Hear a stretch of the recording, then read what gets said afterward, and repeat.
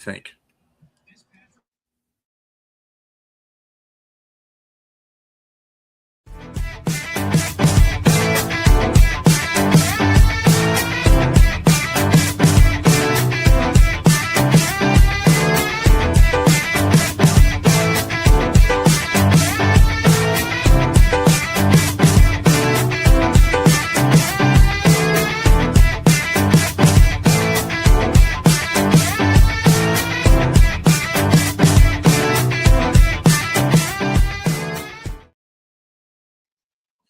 Good evening and welcome to the unprofessional professional sports show. What is it? January the 14th. Yeah, all right. I'm together. We're glad. Yeah. January the 14th. Yeah. I am BA. Of course, I have with me James and Keith, who was barely hanging on there. He's a trooper. Came out here with his throat a little bit messed up there, but he's hanging in there with us. Bo is doing his Bo things right now, so he can't be on. But the Bo things. So anyway, I hope everybody's doing good this evening. We got plenty of news to hit on. A lot of football news to hit on. First and foremost, let's go give a shout out to the 2026 College Hall of Famers. Mark Ingram, Ndamukong Suh, and Aaron Donald highlight the majority of them. So that's going on.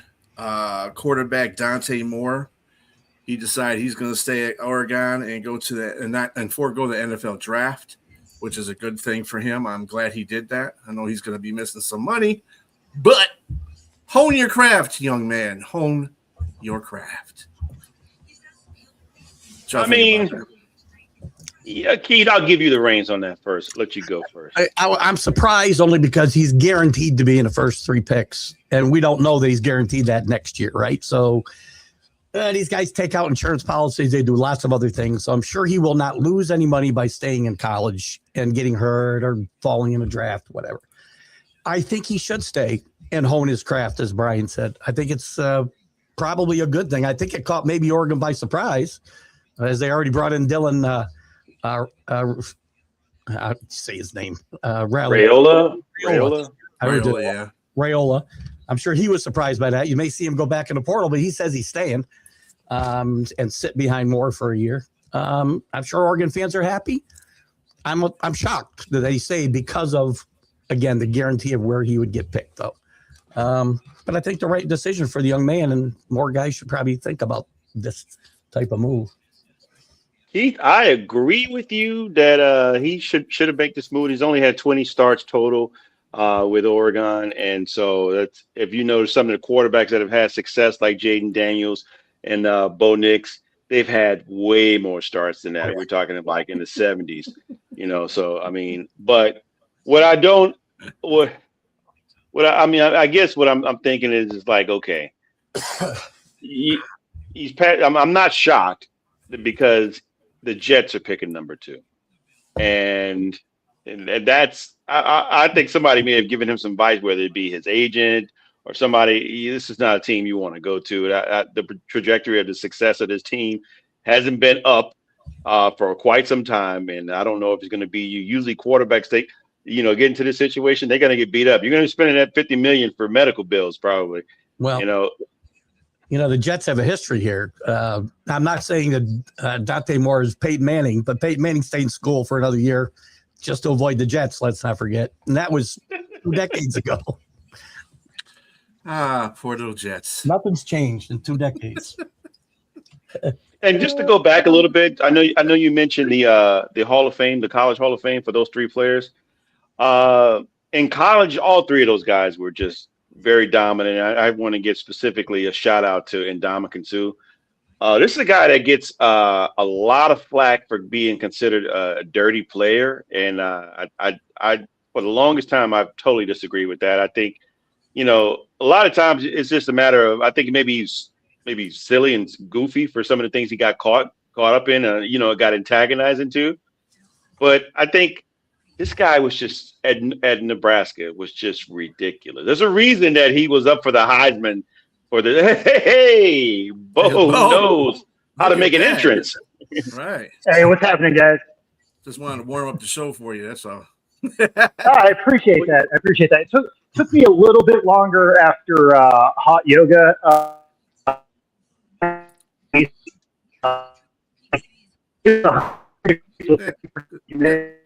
Kind of breaking up a little. That's how I sounded for the last week, actually. Yeah. Yeah. All right. You any better now? No. It's still a little shaky. You're getting there.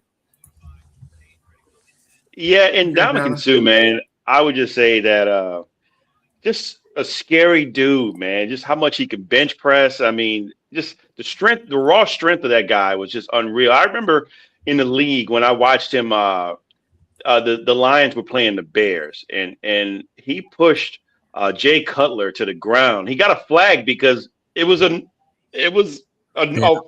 legal play. It was a legal play, but it looked egregious because of how much strength he had.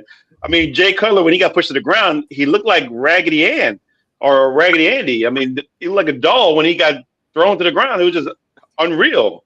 I was like, wow, that's one strong dude, man. But I have a lot of respect for him as a player. I don't know him personally, but I mean, so I don't. As far as the dirty stuff, I just can't speak on that. But as a dominant three technique, man, it was just unreal.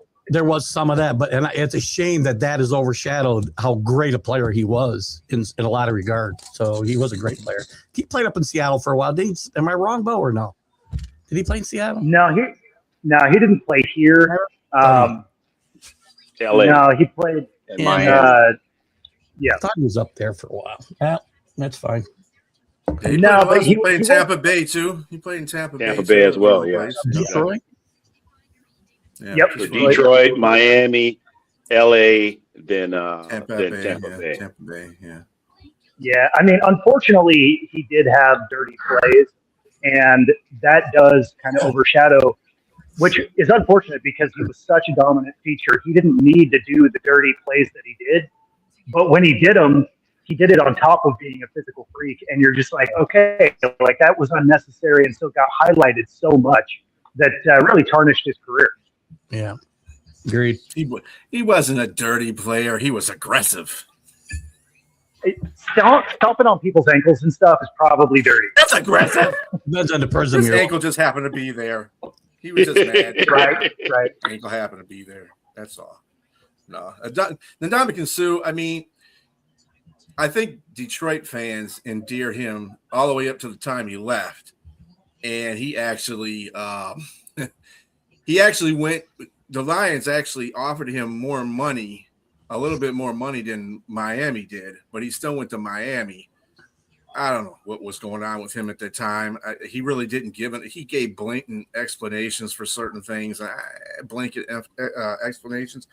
I don't know exactly what made him go to Miami, but I mean, if you're gonna lose anyway, you might as well do it.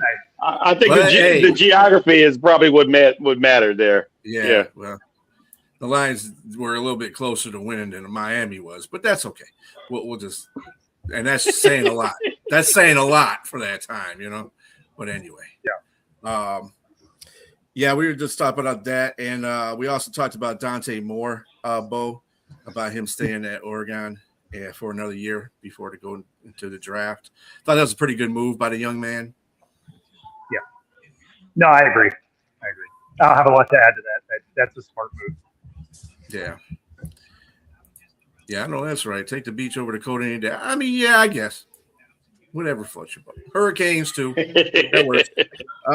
Hey, if you got no chance at a ring, which at the time neither team did, yeah, I'm gonna do it where the weather's nice. Yeah, sure, Rick. All right. So other NFL news. Well, we're getting into some NFL news. A lot of NFL news. Lots of NFL news. Adam Thielen retired after a 13-year career. Played for Minnesota, Carolina, went back to Minnesota, and he got sent to Pittsburgh to end his He finished with 704 receptions, 8,497 yards, 64 TDs, 178 yards rushing, and 1 TD from that. So it was not bad. Now, do you think that's Hall of Fame? I don't think so. All of very good. Yeah. Like that'll come down to your voters. I don't know if the stats quite get you there, but if it's a good enough feel good story, sometimes the voters get you in. He'll get the local Hall of Fame. He'll get Minnesota's definitely. Yeah, Minnesota. He'll probably put in the Ring of Honor. I don't know. Maybe he'll be putting the Ring of Honor. Doubt. Yeah, I don't know. I don't think he did quite enough. Yeah, I don't think he did either.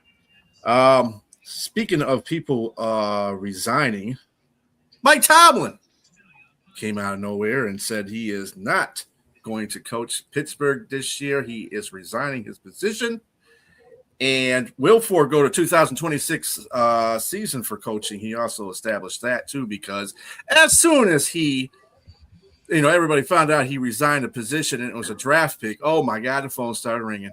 They're like, "Hey, dude, come coach us." He's like, "Nah, not this year, buddy."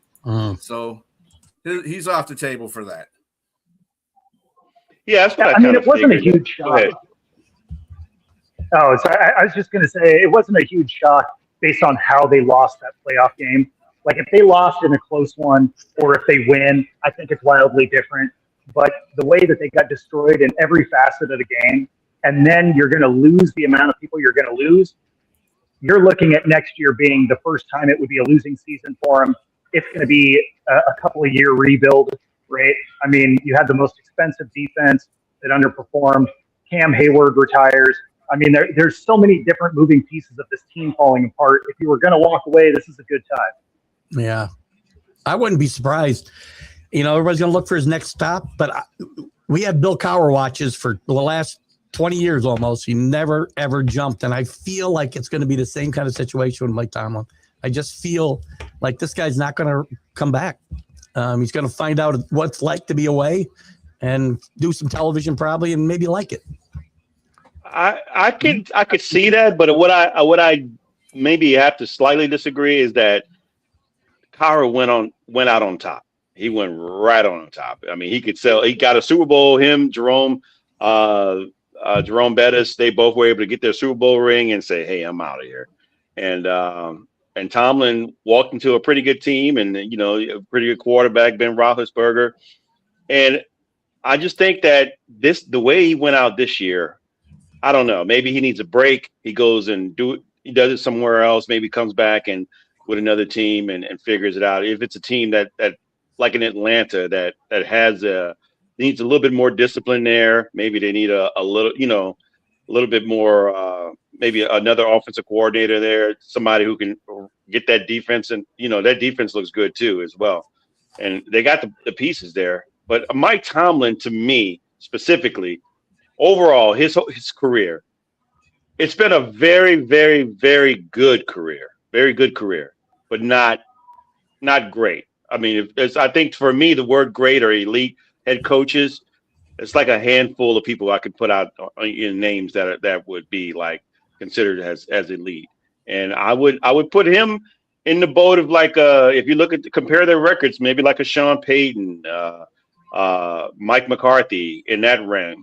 Guys that have gotten a Super Bowl ring. They've gotten a Super Bowl ring and they've had a lot of winning seasons. And he's never had a losing season, right? He's never had a losing season. Nope. Never. Not one. Exactly. So I guess he probably when you're someone that has like 5-6 Super Bowl rings, I mean, that as an organization, you still want you want to get back and get to the big dance again and win. And it just wasn't happening with him. And he's probably burnt out. So hats off to Mike Tomlin. I thought he was a very good coach. Agreed. And hopefully, I think he'll bounce back and come back after 26, maybe in 27, and come back and join another team.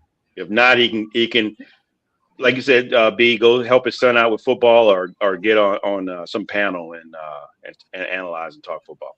I think he's a Hall of Famer as well.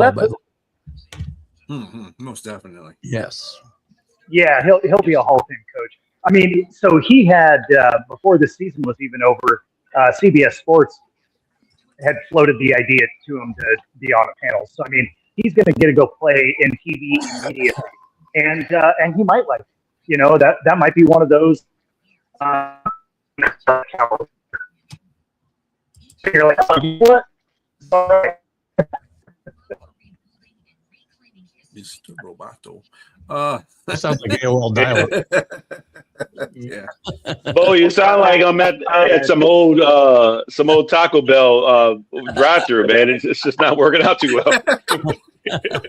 Right on. Okay, well, on that note, I'll let you guys get to the show. Then I'll bounce out. If the signal's that bad, it's all good. Well, it's good right there. Well, it sounds really good, man. You sound good right there. You got like hitting right spot, you know, you just that right spot. I mean, I literally didn't move, so Just keep your antenna right there. Don't move. Maybe the building's moving. Yeah, I don't know. The building's moving. Yeah, okay. Yeah, I think Tomlin will. I'm with you, Keith. I don't think he's going to come back. I just think that it's been a long road for him. He's accomplished a lot. He hasn't, he's done everything he needs to do. Got a winning record, been in that, won a Super Bowl, been in another one. So I mean, he's okay. He's fine. His career is pretty much vaulted to a Hall of Fame status. I think that it would be good for him to be on TV. I like to see Tomlin on TV because that dude has a lot of sound bites. I remember the one sound bite he had when one of the he was dropping the F-bomb on this guy.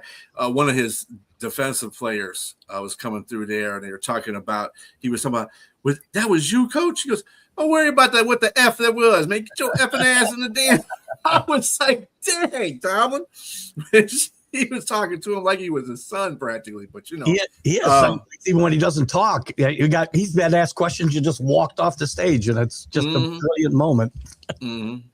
Yeah, hilarious. So, I mean, he's going to have and like I said, he's probably going to go help his son out in football and start his career out with his son there with his football career, and spend time with his wife. His wife has got a little establishment that she had put up, and help her out a lot about it. And he said he wanted to do that. And so, I mean, hey, I feel that this is it for him. You'll see him in sports and football and stuff like that. He'll be like a commentator, but other than that, I don't see him coaching anymore either. I think it was time for him to move on, just like it was time for Pittsburgh to move on. Now, in saying that, do you think Pittsburgh will, even if they find it, I mean, I don't care what coach it is, but if they get a coach, are they basically, do you think they have to rebuild? Yeah, Paul mentioned it, but maybe James mentioned it too. I feel like they're in that place because they're not going to get significantly better with the core that they have in place. I don't think. I think it's time to kind of chop it all down and start from scratch. And that's why it's a good time for Mike Tomlin to leave. And I don't know, another young assistant. That's where they hire. Chuck Noll, Cowher, Tomlin, all defensive assistants. I wouldn't doubt they go the same direction. Ooh, I don't know about that. Got any candidates? Did they really want to put their DC as a head coach? No, I'm not saying they're DC. No. How about Brian Flores? Great spot for Brian Flores. Yeah, absolutely. But great spot for him. Marcus Freeman will come up in conversation here, even though he signed an extension. He will come up because Pittsburgh and Baltimore are discussed as the two places, and they're both open. That Marcus Freeman are coaching. I don't know if you're being funny, Keith, but not Mike Tomlin, but Brian Flores going to Pittsburgh where the Rooney Rule actually works for him. That'd be right. That'd be interesting. Yeah. Like Jack says, one of the few teams he's not suing. No, just kidding. But no, and really he couldn't. And then to Jack's defense, Jack said, well, what happens if he comes to the Jets, and he would be great for the Jets, but what happens if he comes and we fire him or something like that because he's not getting it done like after 3 or 4 years? Then he'll be blaming us for, blah, blah, blah, and blah, blah, that. And well, you can't do that in Pittsburgh. They have that in the Rooney Rule, so. The Jets, man. I mean, everything just need to be blamed on the Jets with their own personal problems in their organization. Right. Not on the coach, not on anybody else. It's the organization. Yeah, I think it was a time for the Jets. Speaking of which, Jim Harbaugh has visited the Giants. His next visit is with the Titans. As teams go on here, it's looking like Mike McDaniels has stopped in Detroit yesterday. I think he's on his right. Is he doing Cleveland today? Is he doing? He's doing Tennessee today, and I think Cleveland tomorrow. For head coaching positions. Now with Detroit, it was an OC. There's a lot of people in Philadelphia is vying for him as an OC as well. Man, I'm sorry, F Philadelphia. They got Super Bowls. Come to another team so you can earn a Super Bowl. Anyway, I don't know. This is an interesting coaching cycle for sure. I mean, there's no sure candidate in any one spot. You could just mix and match these guys, and they seem like anybody could go anywhere. The Giants had Harbaugh in today. If they let him out of the building, they're nuts. If they let him out of the building without a commitment, they're crazy. But he's probably not going to sign that quick. Yeah, he's probably going to look. I think that's what Mike McDaniels is going to do too. I don't know how eager he is to get a head coaching position. I mean, they're out there, and I'm sure everybody would love to have him as a head coach. But considering what he's going to be working with in Cleveland and in Tennessee, you lose your second job, you're not going to get another shot. You got to pick right the second time. Yeah. He's better off waiting if it's one of those jobs. So just a quick going back to the NCAA football here. We finally have the final two, Miami and Indiana. We'll be playing for the national championship on Monday. I know, Keith, you have vested interest in this because this is your Miami thing, yeah. And I'm sorry, I can't. Ready. I've been with you all the way up to this point, but I'm just sorry. Indiana's not going to have this happen. So Indiana's on a storybook road right now. So they're going to win. They have a chance to win their first ever national championship. They got a coach that's just outstanding. And that defense, man, I thought the offense was good enough, but the defense showed me a lot in the last game against Oregon.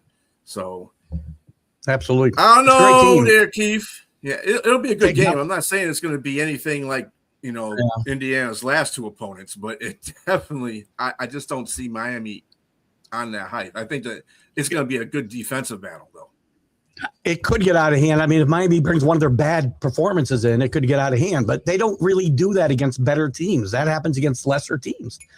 Miami's more than a touchdown dog here, as they probably should be. Indiana's a great team. All the things you said are absolutely correct. With that said, I can find a path to victory, the same way I did against Ohio State. It's not a whole lot. I'm not saying it will happen. I'm saying there is a path to victory.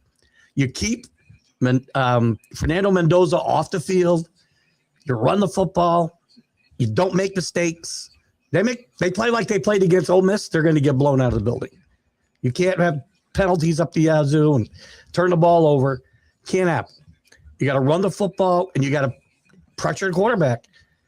Get him off the spot and contain him. Don't let him run around. He does a good job of running the football. He doesn't get enough credit for that. You got to keep him in that pocket, but get him off his spot without taking off, which isn't easy, but they did it against saying. Just saying. It could happen. Now, do I expect it to happen? No. But yeah, you do. There's a path to victory here. I have a question, Keith. Is Xavier Lucas going to be out the first half? I do not know. Remember, he was called for that targeting, and so that I know. If he is, that's a big loss for Miami for sure. I'm not seeing that would be the rule. I believe you miss the first half of the next game if it's a regular season. Well, I think the thing that's an advantage too for Miami is that they are playing at the Hard Rock Stadium, which is in Miami. They are in Miami. It's a home bit of a game home for game them. there. Yeah, you know, other than locale, I never felt Miami had this huge home field advantage out in Miami-Dade County, right? It's 20 miles from the campus. It never feels like it's a huge advantage for them. You see people coming from all over. Indiana travels extremely well, as you saw at the Rose Bowl and you saw at the Peach Bowl. I mean, the place felt like it was full of Indiana fans. And I'm sure they'll bring a huge contingent because they're going to get their allotment of tickets plus. Oh, yeah. But it is easier, no travel, you know. So you've got that home field advantage anyway. Yeah. Look, Malachi Tony is an awesome true freshman. I see the kid just grow up before my eyes, and it just he's got a great future ahead of him in Miami. Ruben Baines has been great on that defense. Yeah, he's been great on that defense. I like the like I mentioned in the beginning of the playoffs. I thought like if Fletcher played a game like he played that first game, the rest of the playoffs, you guys are going to the finals. And look, they rode his back. I think they have like what you said. I like what you said. There's a path. There's a path here. But that offense and defense of Indiana, it's just like every aspect of their team is just.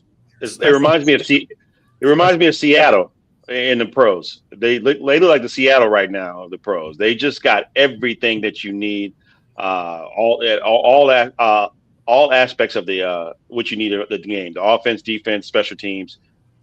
It's going to be tough. It's going to be tough for them, and I think that I'm very interested to see what Carson Beck looks like. I want to see what Carson Beck's going to play in this game. Is he going to do like he did with that key clutch touchdown at the end against Ole Miss, or is he going to be the Georgia quarterback and throw like 6 interceptions in a game or something like that? That's the question here, and I think everything else is in place. I think they can play a very close game and keep it very tight, and maybe either win by 3 or lose by 3. I think the game's going to be close, but it's going to depend on Carson Beck. Yeah, all of those things I agree with 100%. Again, I've said for a long time, Miami, and I'll say it again, Miami's as talented as Indiana. They're as talented as Ohio State. They just don't bring that talent to the field every week because of silly mistakes, penalties, turnovers, right? They're talented, but they aren't as smart. And I've had a problem with Mario Cristobal because of that. That's a coaching problem to me. Mm-hmm. Looked like they overcame it against Ohio State. They didn't have a penalty till like the fourth quarter. Of course, they weren't really throwing flags at all that day, which was nice. But they had 7 penalties for a ton of yardage against Ole Miss, big ones. So it's got to be mistake-free football is the only way you're going to beat. Because this Indiana team is very good, as you said, all around the football field. And they don't make a lot of mistakes. Well, let's put this in another kind of perspective. Well coached. Devil's advocate in this. Indiana's won 15 straight games. You know, you never know. It might be the 16th game might be the one that they don't show up to. It's sad to say that at a championship game, but you never know. It's happening. I mean, 15 games, it happens. Yeah. So, you know, there's that going for them. There's that going for Miami too. That could happen to Indiana too. So Indiana's 25-2. I'll put this out. They're 25-2 in the past 2 seasons right now. I guarantee it. Here's what I'm channeling. 1982. Think 1982. Miami's 4th in the country. They're playing number 1 Nebraska. Nobody gives them a chance. 14.5-point underdogs. They win it and win the national championship. And Howard Schnellenberger doesn't get enough credit for putting the Hurricanes on the map. They were nowhere before 1982. Everybody gives the credit to Jimmy Johnson and Dennis Erickson. Howard Schnellenberger got this ball rolling, and he doesn't get enough credit. And they're going to channel that energy. Kozar. We'll see. That's going to be a good game, though. Like I said, I don't think that Indiana's going to roll over Miami like they did at Alabama and Oregon. I just don't see that. It'll be closer because you got terrific defenses on both sides. I think the only thing that is going to make a difference is which offense can get it going early. I think that Indiana's defense is pretty good. I mean, offense is pretty good. Miami, you're right. They had that shaky sometimes, whatever they want to play that way, they can play that way. And other times it's like, dude, come on, get your head out your behind. Mistakes. If you're just going to bet on a team most likely to make a big mistake, it'd be Miami, not Indiana, because they don't seem to do that. Mm-hmm. My question is, does Michael Irvin have any eligibility left? He can get out there on the field with Malachi Tony and I tell you, he's got energy enough. I can tell you that. Yes, exactly. Right. He can give BTAs all over the place. I want some of whatever he's ingesting before, during, and after those games. I'll tell you. Let's just hope it's not the pink. Let's hope it's not the pink substance, or the white substance, or the white substance, or any substance. So we're gonna go ahead, Keith. I didn't say it was anything illegal. It's just never know. Pop rocks. Yeah, Pop rocks. There you go. That's what I thought they were. Anyway, speaking of the NFL, transition into that again. We got playoff games this weekend. This came off of some pretty good. It was a pretty good wild card weekend this weekend. I was really impressed with a lot of the games. The last one, of course.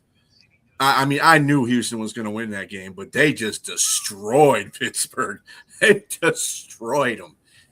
Two defensive touchdowns. Two defensive touchdowns. Remember that. I'm not impressed with their offense at all. But I'm scared to death of that pass rush this weekend. I can tell you that, because they could score 2 defensive touchdowns this week as well. I'm scared to death of that team.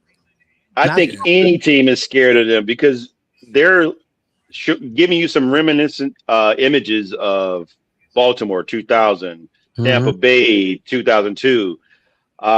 Just pretty scary, man. Everybody on that team is just all over the place. But they don't have that guy on offense to control the football like the Ravens had in Jamal Lewis. They don't have that anywhere in that offensive backfield. The receivers, it's just not there. And C.J. Stroud doesn't have weapons. He's not going to carry that team on his own. So the defense got to win. Defense won that game Monday night.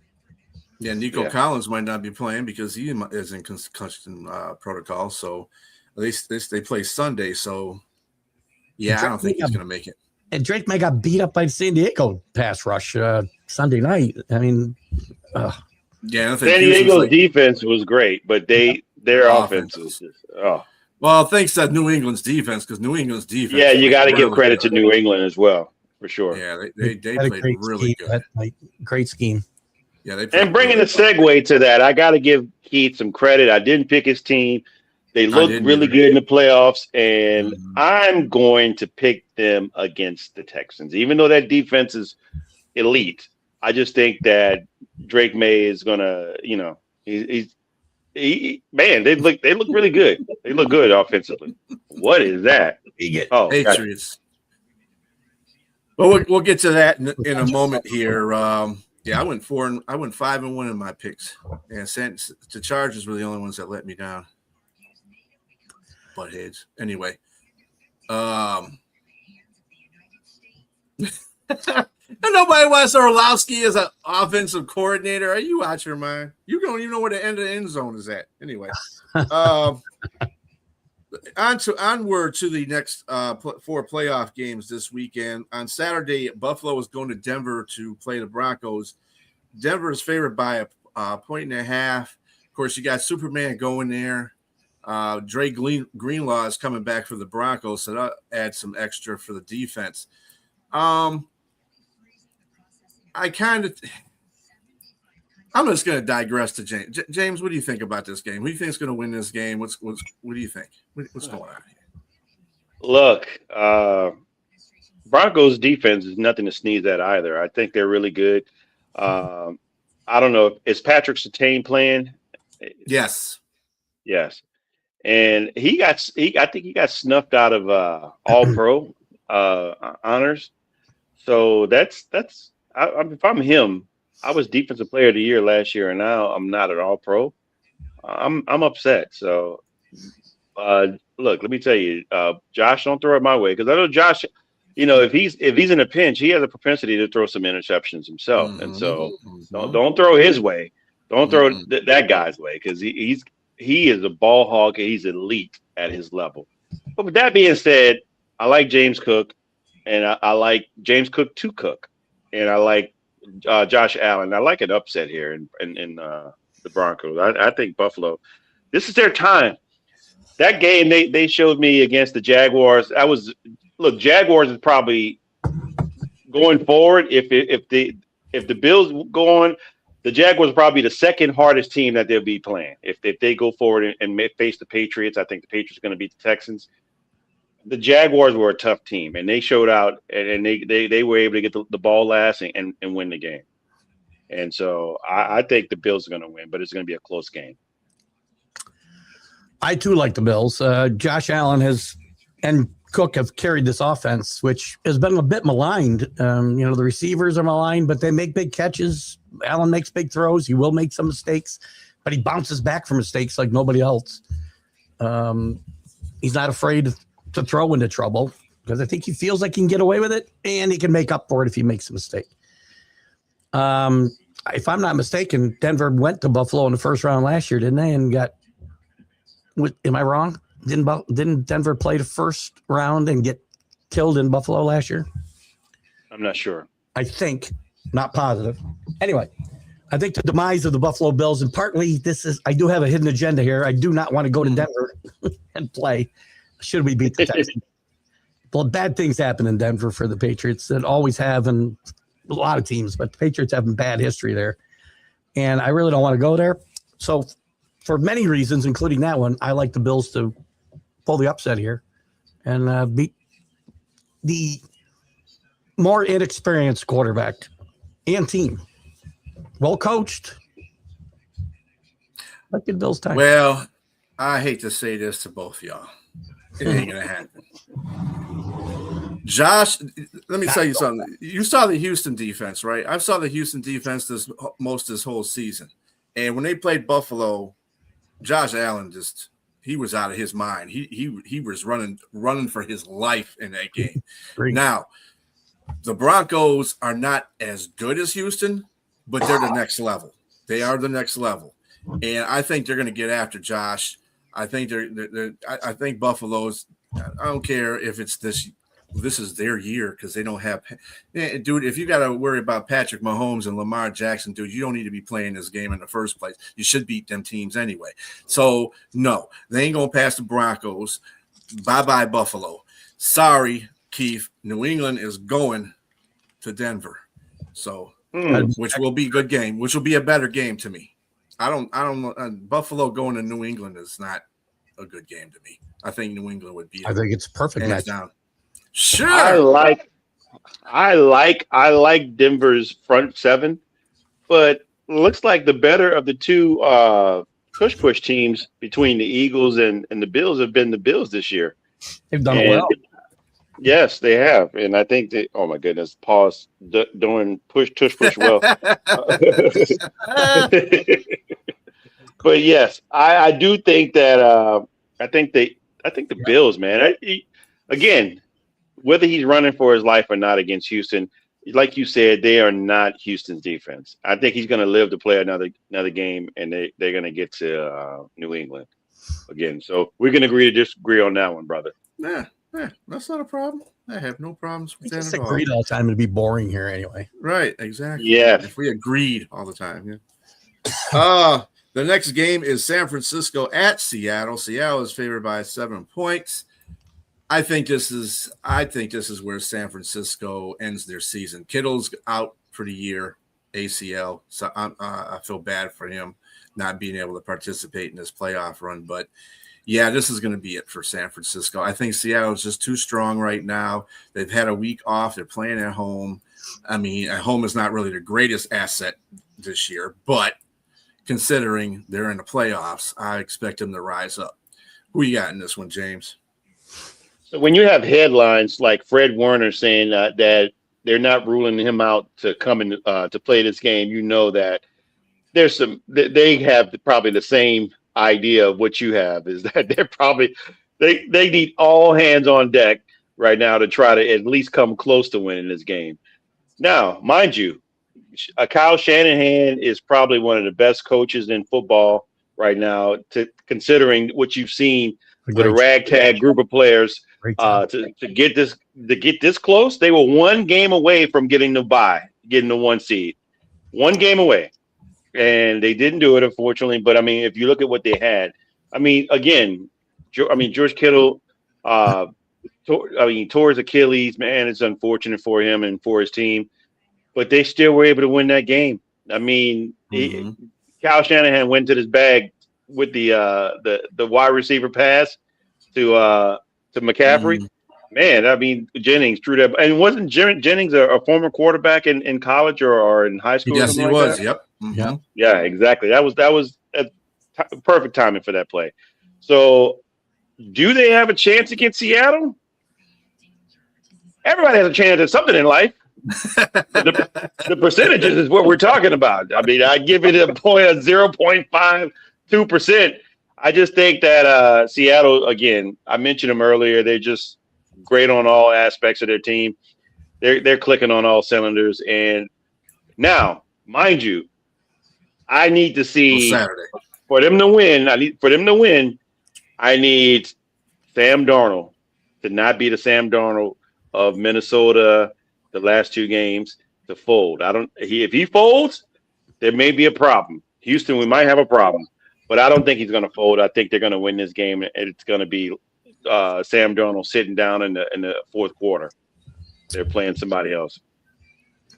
Sam Darnold is the wild card here in my mind. Shanahan's done a great job in very difficult circumstances this year. Had to play his backup quarterback a lot, and a lot of backups at other positions as well. And has done a tremendous job. And I thought last week they'd get beat. But the Eagles just don't have any imagination on offense. Go back and look at the last drives we watch every other team run. The last plays of those games are the touchdown, deciding plays, or the game-deciding touchdowns, I should say. All kinds of imagination, great movement. They're just running guys down the field, and it's like drawing it up in the dirt. 49ers find a way to win that game, and God bless them. All I can think about is 2 weeks ago what happened when they played the Seahawks in Seattle, and it looked like Seattle shut them down. Looked like men against boys. Another great defense. Another great defense. A great coaching job by McDonald. Done a great job. It's unbelievable number of coach of the year candidates we have this year. Tremendous amount. Yeah. The one wild card is, as James said, legitimate coaching of the year candidates too. Without a pulling them out of behind coaching candidates. You just can't not mention Sam Darnold's history and not think it couldn't happen again. Oh, I don't think it will. I think he finally got over that in that San Francisco game. And his defense helps. Having a good defense helps. So I think Darnold could make a couple of mistakes here and still get away with it. So I don't think he's giving this game away. I think Seattle wins handily. Yes, Seattle. I mean, Sam Darnold is that guy that you would have to kind of question, see what happens with him, where his mindset is. Yeah. I think he's in a better place. I think he's at home. I think he's got the whole backing of the team. He's got a better defense than he had in Minnesota. I think that's something that helps him out. And actually, when I said the Broncos, I would say Seattle's the second best defense in the league, and then Broncos are right behind them. So that should be, San Francisco's time is going to come to an end, in my opinion. That's just what's going to happen to them. As far as the Philadelphia Eagles are concerned, that's why KC and the Sunshine Band got booted out of there in the first place. So, I mean, that's just the way it is. They have no imagination on offense. I don't even know why. The thing that kills me about the NFL is that you always carbon copy things that are successful. And you would feel that if you're a team that was in the Super Bowl, and in the next year, even if you got a different offensive coordinator, you would stick with the other offensive coordinator stuff. You still got the same players. Your offensive line is malaligned, but, you can make that work. I mean, the Lions won 9 games with a messed up offensive line half the season, so I know they could have made it happen. I mean, I don't know about Philadelphia. I didn't think Philadelphia was that good going into it in the first place. I don't care who they played. They would have lost the first round. So, whatever. Take your division title and hang that on a banner somewhere. Also, before you go to the next day, speaking of it, like Keith mentioned, the Eagles had no imagination. I'm trying to imagine a world where A.J. Brown catches the ball and they move forward with the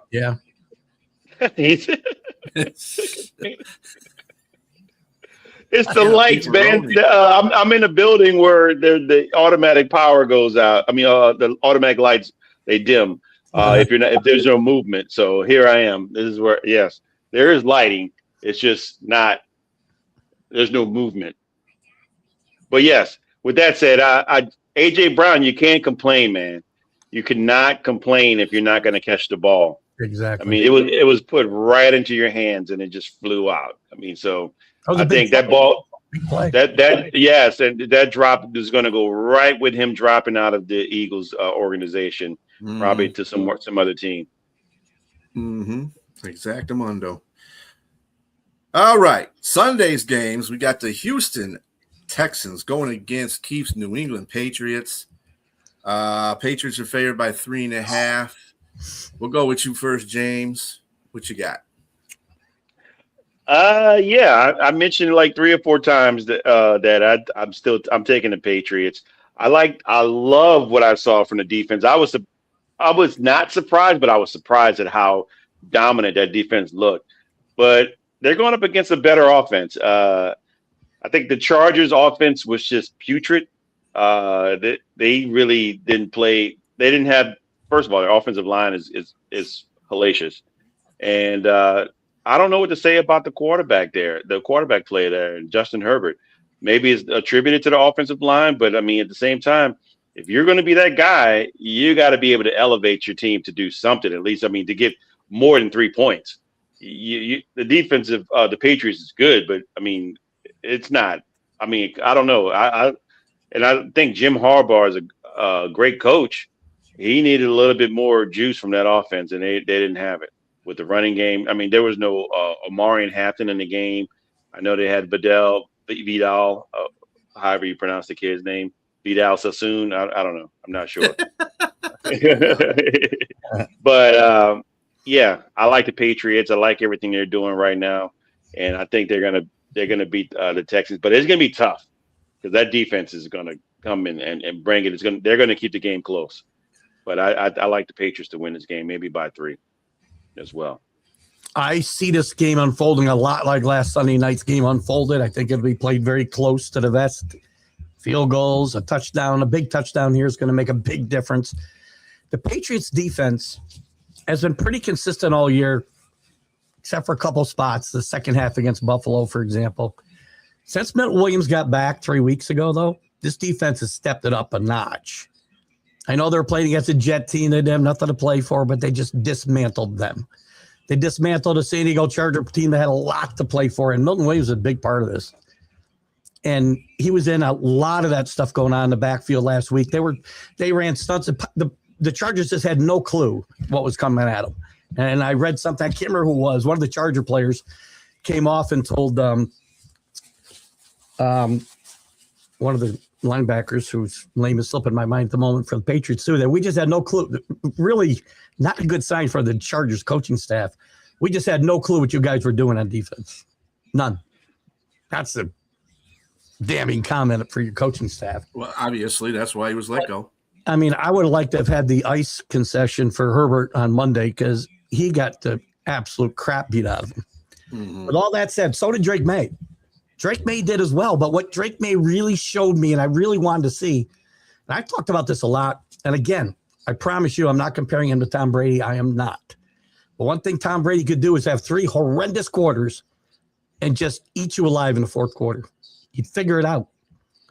Drake May kind of was horrible for a lot of that game. He didn't play well. He was under duress, but they figured it out when they had to. And I just love this kid's moxie. Nothing really gets to him anymore. And Mike Vrabel's had a big effect on him with that. He gets right in his face when he comes off the field, when he does something good, when he does something bad, and keeps him is focused on the next series. And this team's always looking, and McDaniel's a great offensive coordinator. The backfield, we talked about this, Sonia talked about losing one of her dual threats. Dual threats are great, but you can't keep them both forever. We saw that in Philadelphia. We see that everywhere. I think you saw it in Detroit. You can't keep these guys because you can't pay them all. So you got to take advantage while they're there. Right now, they got a great 2-headed monster because since he came back from injury, Ramondre Stevenson's been playing like a beast. And Henderson gives him the speed. They got guys who can get down the field now and wide receivers, and Williams, who's played a lot in the second half and played a lot better. And they got guys like Booty and Diggs who are going to beat you short. They got a lot of weapons that are not elite, but they're really good, especially when you got a quarterback who could make use of them. I think they win another close game here. I'm scared to death of that pass rush. As long as May holds on to the football, and turns it over twice against the Chargers and got away with it. Thank the Chargers for some of that. But don't turn the ball over here. Don't get your quarterback killed. Ha, Rick. No, that's easy. So national championships. That's all I got to say. Anyway. Again, I had to disagree with both you gentlemen again. I think Houston's defense travels. Defense. And I was more impressed. I was overly impressed with what they did at Pittsburgh. I didn't think they were going to, hand it to him like that. I thought, with Aaron Rodgers back there, a veteran quarterback, he would be able to, do something to that defense. But it's like he had no clue. He had no clues what was going on in there, and Metcalf didn't help anybody either, as usual. But why would you think he'd have an answer though? I mean, he didn't have an answer against Cleveland 2 weeks ago. They just manhandled Rodgers that day. That's what I saw. The only problem I have with what you're saying is that they dismantled them, but how often are you going to have 14 points off of defense?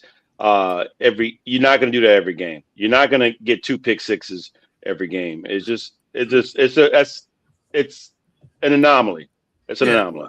And I really don't care because the defense is going to still get them. It doesn't make a difference. When they play the Chargers, this is a big part of this whole thing I'm saying. They scored 14 points early. All they needed. The defense just wrapped it up from that point on. They can get those 4. I don't know if Christian Gonzalez is going to play because he's in concussion protocol. He may not. So that's a huge loss. Yeah, he's in a concussion protocol, I believe. Like you said, on the flip side, Nico Collins may not play either, but Christian Kirk was the man in that game. So but I mean, I'm looking for, again, a better defense to play up against this team. And, I don't know. I mean, no, that's not true. I mean, I thought the Chargers defense was good, but they got wore out. You can only stay on the field so long, man. That Chargers offense was just putrid. They were bad. I mean, if they can run the ball, I mean, both the defenses, Houston and New England's are pretty high up there. I think New England's overall 8th, and Houston, of course, is number 1. It's probably going to be a really low-scoring game. Of course, we say that. Every time I say that, it ends up being 35, 32 or something like that. The next guy, you're like, damn. But anyway, figuratively, it should be a low-scoring game. So I just think that Houston is going to have more offense than more defense than Patriots are going to have offense, and that's going to be the telltale. They're going to force May into a couple of. Got to remember he's a second-year quarterback, so he can make those mistakes. We've seen, yeah. And they got 2 very good defensive coordinators on that team with Ryans and what's his face, the other the actual defensive coordinator on there. They're doing a fabulous job, both of them, putting their heads together and getting it done. So, yeah, I'm going to go with the Houston Texans on that one. This will be another ugly game, And Yeah, this it will be. very happily take another ugly 16-3 win. Yeah. Very happily.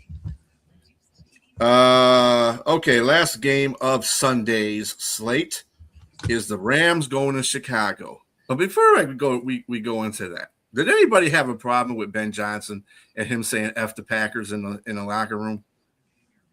No. Okay, because people said that was disrespectful.